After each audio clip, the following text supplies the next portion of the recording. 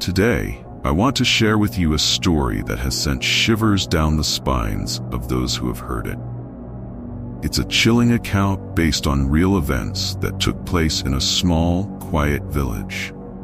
What started as a peaceful life for one family soon turned into a living nightmare when they moved into an old, cursed house. If you think you can handle it, keep reading. But be warned, this is a tale that might keep you awake at night, listening for the whispers in the dark. In the early 1980s, in the rural countryside of northern England, there was a small village called Oakwood. It was a peaceful place with vast green fields and a small river running through it. But hidden beneath its tranquility lay a story that would send chills down the spine of anyone who heard it. This is the story of the haunted house at the edge of the village. The Bryant family had lived in the village for generations.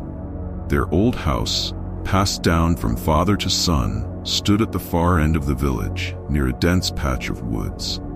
The house was an ancient, wooden structure with creaky floorboards and a thatched roof. It had always been a bit run down, but in recent years, strange occurrences had started to happen within its walls. It began one quiet evening when Mr. Bryant's wife, Evelyn, was alone in the house. Mr. Bryant had gone to the city for work, leaving her and their children to tend to the home.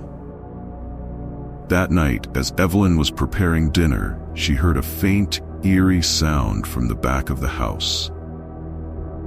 At first, she ignored it, thinking it was just the wind rustling the trees outside. But as the night went on, the sound grew louder. It was like a soft, whispering voice, but she couldn't make out what it was saying. She put down the knife she was using to chop vegetables and cautiously moved toward the back of the house, her heart pounding in her chest. As she reached the hallway, the whispering suddenly stopped. There was nothing but silence. Evelyn shook her head, trying to calm herself. "It's just your imagination," she told herself. But when she turned to head back to the kitchen, she saw it. At the far end of the hallway, there was a shadow. It was faint, almost like a silhouette of a person standing there, motionless. For a moment, Evelyn froze, her breath caught in her throat. The shadow didn't move, didn't make a sound. It was as if it was watching her. She blinked, and when she opened her eyes again, the shadow was gone.